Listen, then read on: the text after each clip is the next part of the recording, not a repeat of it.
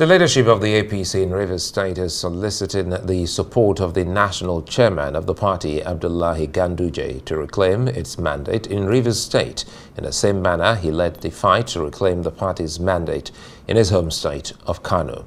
They made this plea recently during a courtesy visit to the chairman at the party's headquarters in Abuja. The leader of the delegation and APC governorship candidate in the past elections, Tonye Cole, said that APC in Rivers State has no representation at any level of government, be it federal, state or local government. They implored the chairman to help with appointments for sons and daughters of the state.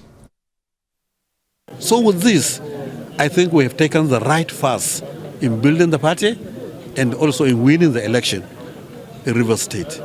So I have to thank this powerful delegation, and I assure them that with the reforms that were undertaken in APC, they will be much and much closer to us.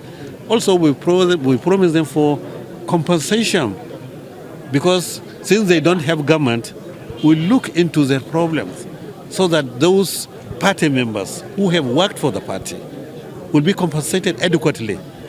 We gave them this assurance. You cannot build a political party that is not open, inviting people and bringing people. So we are the foundation of this, and we will keep an open door policy, invite everybody who wants to come and join us in APC. We are the foundation members, and it is our duty to build this party. So that's very good advice from the chairman, and we take it on.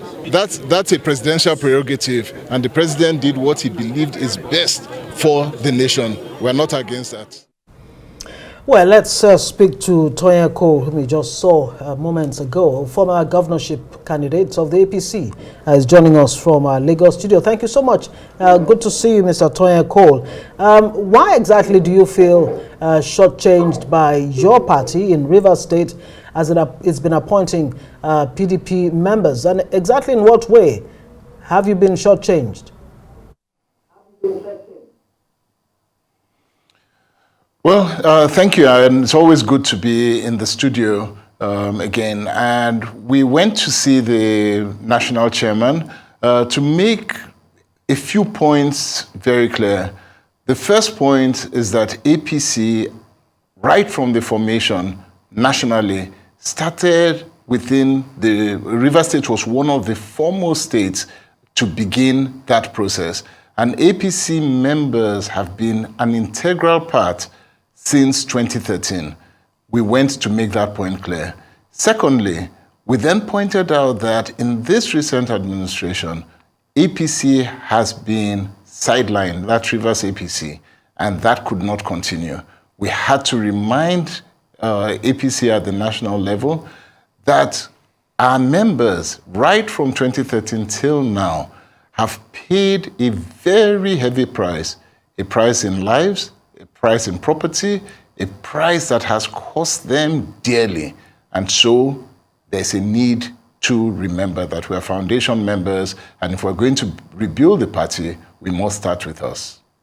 Well, let me come in here. I see the conversation seemed to have gone well with your national chairman. But again, what do you think may have happened, knowing full well that your state was a very strong APC, had a strong APC.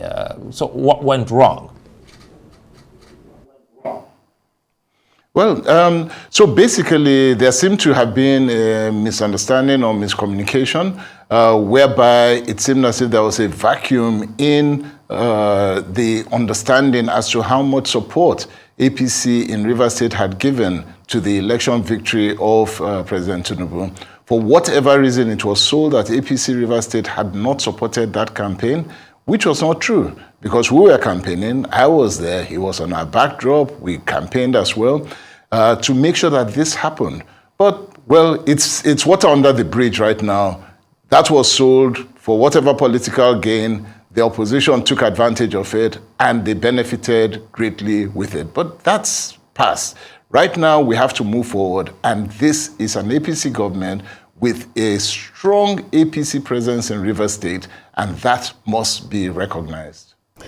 Now that it's clear that former governor of Rivers State, I mean, he still says is, with the PDP, he seems to have a soft spot for President Tinubu, who is, of course, APC.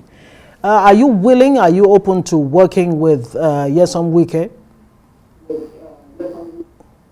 Well, as far as we know right now, Nyesom Wike is a member of PDP, continues to be a member of the PDP, but is working with an APC government. And we have no problem with that. This is a federal government that has decided that it's going to work with different parties. Now, for Nyesom Wike and Rivers APC, he has to be clear about what he wants. I haven't heard what he wants. I don't know what he wants. And so I would only be speculating if I say I know what his plans are for Rivers APC. For us in Rivers APC, what is clear is that we are members of this party. We are the foundation members of this party, and anybody coming has to work with us, not us work with them. They have to come into the party and let us know as party members what it is that they want from us as the foundation party members. That conversation has not been had yet. So how optimistic are you going by your meeting with your national chairman, Abdullahi Ganduje? He says some people should be compensated. Well, I believe from first, the national chairman was very magnanimous in making clear the fact that as foundation members, the responsibility to rebuild that party commences and lies with us. And that is something that they have taken on board. And so compensation for the fact that we have been there since 2013. And everybody knows how bad Rivers State has been when it comes to lives that have been lost and all. And so he was very clear that this is something that moving forward, that anomaly whereby no APC member was compensated is going to end. And for that, I'm very glad, very grateful, and it's something that we want to make sure that we push to bring to reality that there has to be a balance in this. We don't mind the fact that other party members have been, well, compensated based on what was told. That's fine. But we believe that enough of that has been done. Now we have to balance the scale. Now, you were a governorship candidate of the APC in Rivers State. Do you have a sense of betrayal? Do you feel betrayed? And when you talk about compensation, what should compensation look like for you as an individual, and of course for other APC members? Okay, so I stand right now on behalf of all of APC in Rivers State, leading them in a conversation that basically says that they cannot be sidelined and they cannot be forgotten. And so I'm speaking on their behalf, not for myself in particular, but for them. And what does compensation look like politically? At the end of the day, there are political responsibilities that come. So the ministerial position has gone. There have been 5 appointments. Of the 5 appointments, 4 of them have come from one local government, which is Obiakpo, while one other has come from a smaller community, which is Ogubulo. Now, politically, within the Rivers State dynamics, this is bad politics. From a Nigeria perspective, nobody knows. What they just see is that 5 positions have been awarded to Rivers State indigents. What they do not know is that 4 of those have come from one local government. And these are the kind of dynamics that just undermines progress within a state. And this is what we are fighting for. We need to make these things known, that within the Rivers State geopolitics, there are 23 local governments. We cannot continue having a situation where all the development and all the progress comes from one local government. These are things that we must fight, and we must bring this forward. And that's why we're doing what we're doing. So compensation starts with the fact that you must be able to distribute political positions. If you're going to deal with parties, then you must distribute it across party lines. If you're bringing in PDP on the one side because we want to have a national government, then you must also remember that there is an APC in that state and that they also have to be compensated. And we'll push for this. And thankfully, we're being listened to, we're being heard. Let me comment here. We saw you during the campaigns. You were pelted and harassed, and it was so difficult to see how angry you were. Now, looking at what's happened, now, and the slot for your state has gone to the PDP.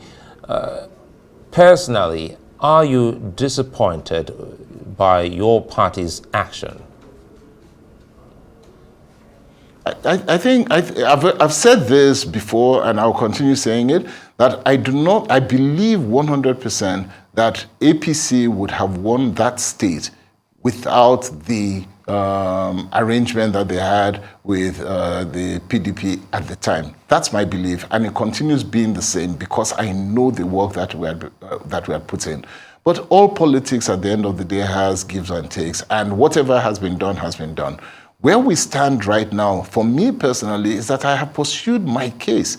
Sometime next week or so, we will get a judgment. I don't know what that judgment will look like, but we will get a judgment, which means that my dissatisfaction of what happened has been carried to court, and I've been able to bring evidence and show that there are certain things that ought to have been done, which wasn't done, and that by virtue of those things not being done, we were robbed of our mandate. And I think we've done as best as we can to prove our case. Now it's for the judiciary to take a decision. I'll wait to see that decision. And so I have been able to stand firm in the fact that I was not satisfied with the outcome of that election, and I have challenged that to the best of my ability with the election petition tribunal. And we'll see what the judgment will come out of that.